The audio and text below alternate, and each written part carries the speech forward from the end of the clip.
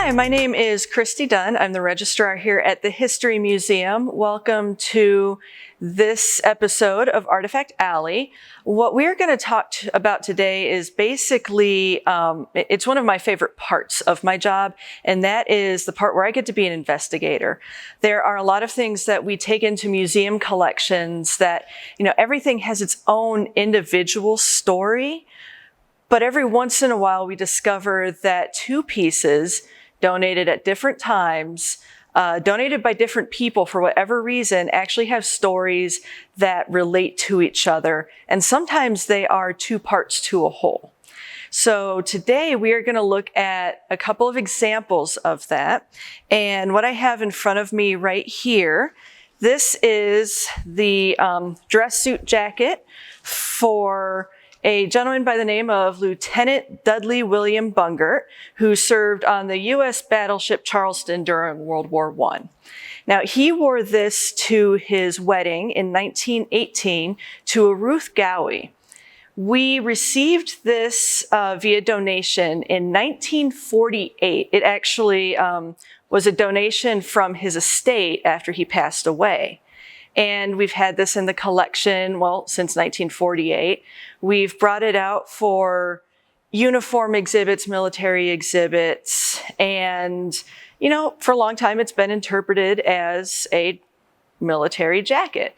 We have the complete uniform for it, so sometimes we don't use this, we'll use other parts of it. And in on itself, it does have a rich history of this gentleman who served in World War I and had a pretty rich life.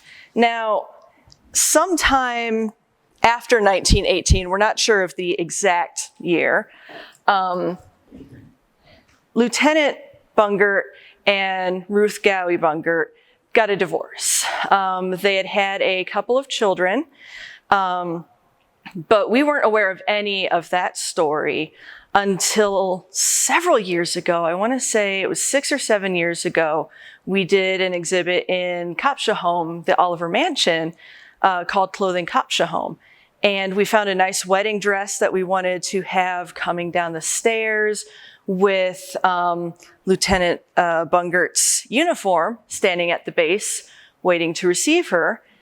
And that's when we realized, with doing some cross-referencing, that the wedding dress of Ruth Gowie that we had pulled was Ruth Gowie Bungert. And that is this dress right here, which has a train, so it's going to take me a second to pull it out carefully. So this dress was actually donated to the museum 30 years later, just over 30 years. It was donated in 1979. And this is what Ruth wore to her wedding to Lieutenant Bungert. And it was donated in 79 by one of her sons. The cross-reference that we had found, because this was cataloged just as Ruth Gowie's dress, was in the donation wherein her son's last name was still Bungert, like Lieutenant Bungert's. So at that point, we realized we had two halves to a whole here.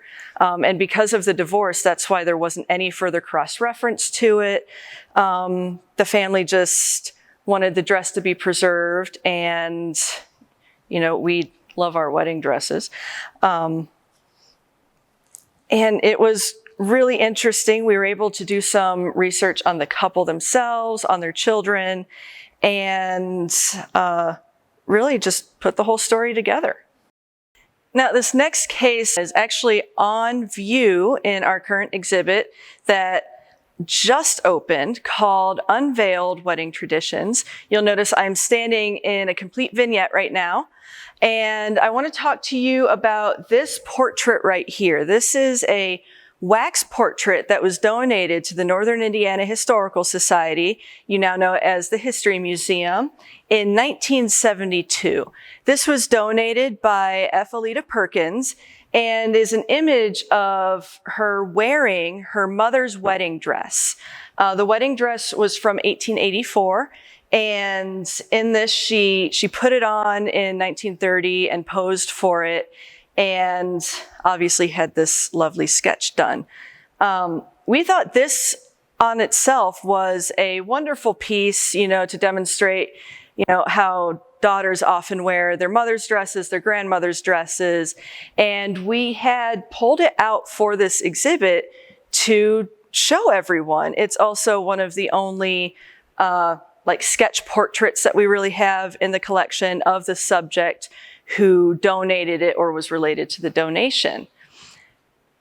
Now, we found this in our collection, and we searched on over to another database that we had available of items donated to us from the Hannah Lindell Children's Museum. And in that database, in searching for wedding attire and wedding items, we noticed that there was a similarly described, a dark brown or maroon wedding dress from around the same date. And this is the dress right here. I'll show you both pieces. It is compiled of a bodice and a skirt. And it took us a little bit to make this connection as well due to different names associated with it. For the portrait in our records, we had that F. Alida Perkins was posing in her mother, Mary Perkins, wedding dress. And this was cataloged as the wedding dress of Mary Hetzel from 1884 to Eugene Perkins. And we realized that this was the wedding dress for the mother of F. Alida, who's wearing it there. And this had been donated 1 year earlier in 1971 to the Hannah Lindell Children's Museum. And they did not come back together until October of last year. And now we have the complete set. So that's pretty neat. And this really is what I love doing with this job. Being able to play detective a little bit, research the history of the item, but also find items that originally thought to have nothing to do with each other, or we realize there's another part, but we think the other part is long lost. And it takes years, sometimes it takes decades to find all of the parts and put them back together. And there are so many more. Unfortunately, I don't have time to go through all of them in the collection. Maybe in a future program, I'll go through a couple of others. But I wanted to talk about this one since it was a recent discovery and, like I said, currently on view. The last couple of things that we're taking a look at are a different kind of, two halves of a whole.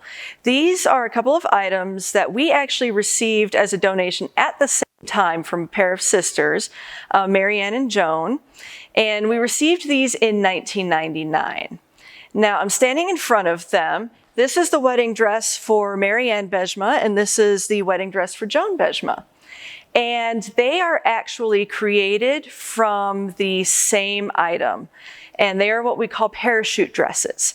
So in World War II, a gentleman by the name of John Gremowitz, he was coming back into the United States from serving in the war, and he was allowed to bring his parachute back.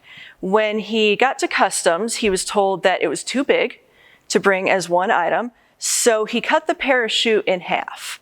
And he brought it back as two halves. Now, he was engaged to Mary Ann here, and she took one of the halves and had her wedding dress made from it. So you can imagine, if you can't tell by looking at it, just imagine moving it. It is a very flowy material.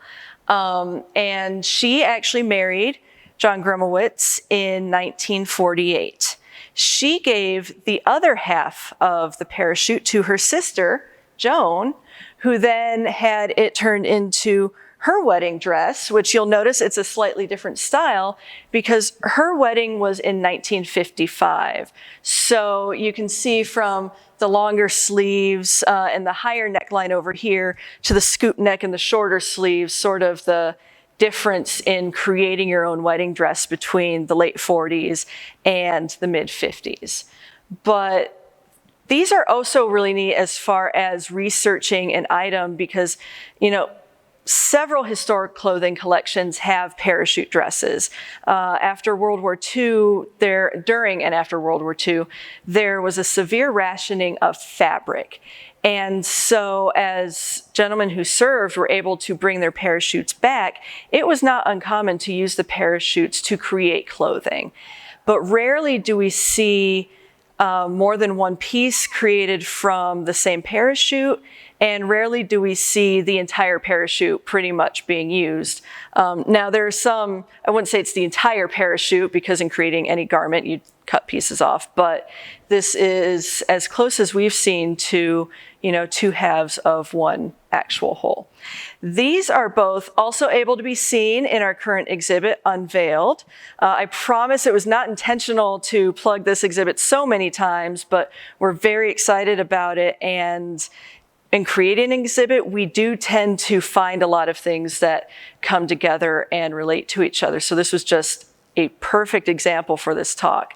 I hope you've enjoyed it, and I look forward to seeing you all next time when I will be talking about items from the Oliver and Cunningham collections in our permanent History Museum collection.